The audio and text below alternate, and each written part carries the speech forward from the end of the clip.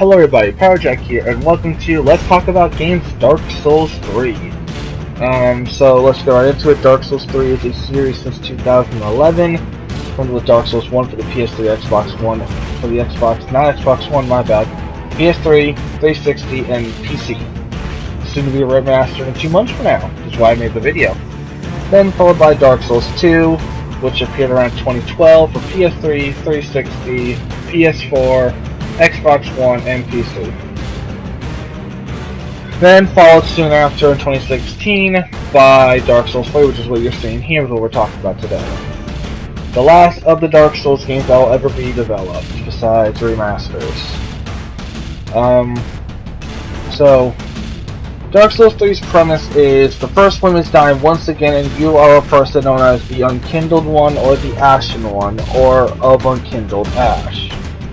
You're a person that tried to the first flame a time ago, don't know when, but failed miserably, and so you died, and you were brought back in a chance to reignite the flame, but you don't really have to, as this series, the canon pathway is not reigniting the first flame, actually. I don't think it is. There's really been no canon ending except for the previous 2 games, which is always relinking the flame. The combat in this game is sort of slow at times for your character. You are trying to dance around the enemy, trying to find an opening or stun them. As you can see there, I had to learn to dodge with my character, as even though I've been experienced in the game, I haven't been well experienced in the DLC per se. What else to get into here? Oh yes, this is one of the DLCs. This is the Ring City DLC, which is the last DLC for Dark Souls 3, which was meant to wrap up Ashes of Variando, which is a good DLC. Ashes of Variando is good, but the thing with the DLCs in this game, the first one only had 2 bosses. This one has about 4. I mean, the DLC in the first game had like 3.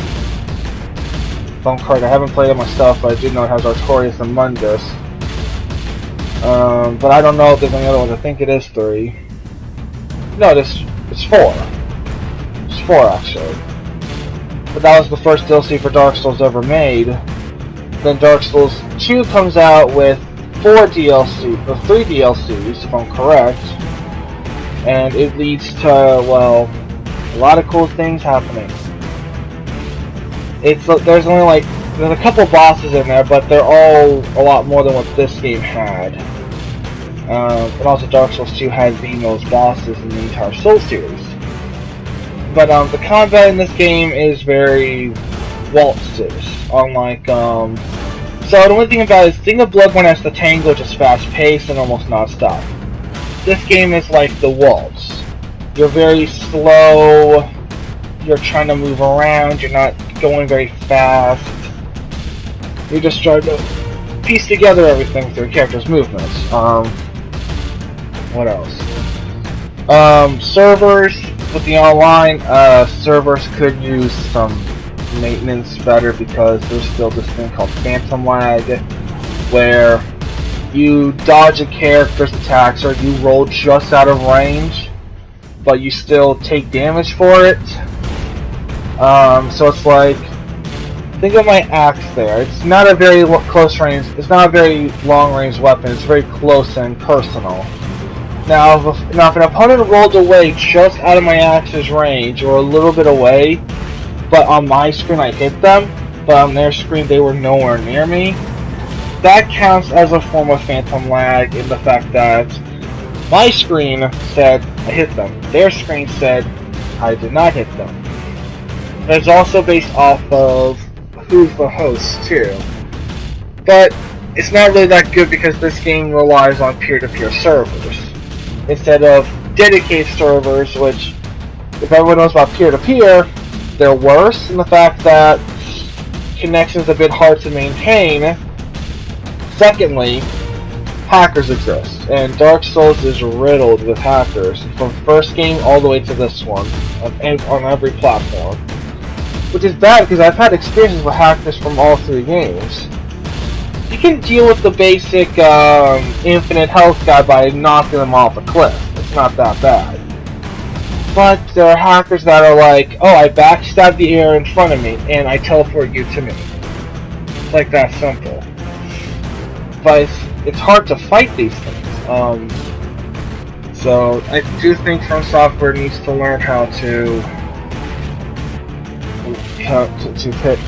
control hackers. Does anyone remember when Dark Souls 3 first came out? Dark Souls had this problem where people who'd never hacked once but ran into a hacker in the game, they were banned for a long time until From Software fixed the problem. But people were still banned for a very long time who did nothing wrong and even proved they'd never used cheat engine. I was almost one of those guys on console, but luckily I was able to clear my name before anything bad happened. Now, what you're seeing here is me fighting an AI invader because I couldn't be bothered to try and fight very toxic players on Dark Souls 3 with invasions or even duels. I really could not bother with it because it's bad. People pick the most basic guys I ever see are small shields or bucklers, a dagger as their main weapon, which is really annoying, and the Hornet Ring's always equipped. So is the Leo Ring too, especially if you're using a pierce weapon or like a thrusting weapon like these. This would work well with the Leo Ring. But that is the problem with the community too, is that it's very toxic in the fact that if you try to say one bad thing about this game, which I'm saying multiple here, let's see here, hitboxes are kind of off at times, your character's hitbox is sometimes way bigger than they should be, weapons are not always properly balanced, as these weapons are not very well meant for PvP, unless you really work with it, which is fine, but when it comes down to it, if the person can't use it and they're skilled in the game, then there's a bit of a problem here because A skill and strength, yeah, that's fine, but what if the weapon has very low base damage? Even an A in both stats still doesn't help it because its damage is dropped off for it as well for scaling increase. But that is a problem that the series has been facing since the first game, is that certain weapons are overpowered. Think of it like back when this game came out, the Dark Sword was the most powerful weapon. The fact that it was hard to parry, it did a ton of damage for how little stamina it used up, and all From Software did was just make it easier to parry and increase the stamina it drains, but did almost nothing to the power output it gives. And with the builds in this game, since speaking of online, the build I'm running here, Strength Faith, 32 Strength so far, and 30 Faith, just so I can use the best miracle ever of Lightning Blade. With this though, the builds are they're diverse, they are definitely diverse, but some of them can be led to problems of parry-based builds, which is what I said kind of bad in the fact that they all rely on the Hornet Ring, and so it's a double-edged sword. It is a very double-edged sword here when it comes to what you say is good or bad. Like you say, oh, diverse builds are good. So you say, oh, well, I have a build built on parrying with the Hornet Ring. They're like, no, that's bad. That's unfair to players, that it makes a fight too short. But you just said diverse builds are okay. It's a back and forth problem here that I don't know how to solve. The only solution I can think of is take out the Hornet Ring, which I would recommend. That way people can't just rely on one parry to decide the entire match. Which I'm fine with it, but if that happens though, a lot of people are going to be pissed off that they can't find the Hornet Ring if they want to just like hack it into where they do enough damage, or decrease the damage that the Hornet Ring does to where it's no longer a one-hit kill unless the enemy is well below half health. Or not half health, but well below full health.